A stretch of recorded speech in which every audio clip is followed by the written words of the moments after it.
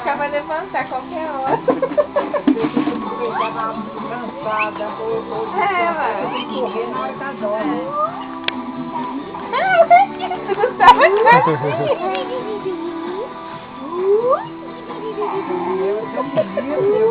É lindo. Você parece o meu neto Gabriel. É mesmo. Dá um jeito Tu achou?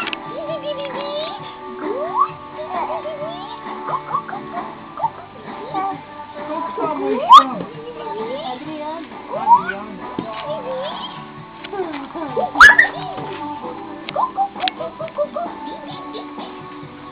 Essa família tem gostinho? Gosta do comportamento. Eu te dou uma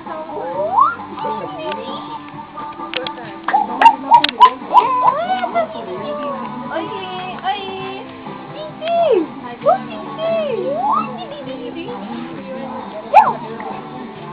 Princesa. Princesa. Cabra fera, Papai, tchau, papai. Olha que papai. problema nenhum. Você põe o pé aqui. Leva de bicicleta, viu? Só as meninas sentam com a perna. Tirou a camisa? Aham, pode tirar, filho. Tá calor demais. Pega e fala. Ela olhando pra você, Gabriel. Agora ela tá gostando. Tanto que eu falo que ela já tá com essa maçã. Ô, menininho, você tá boa? É chata. Você tá boa? Tá, isso é.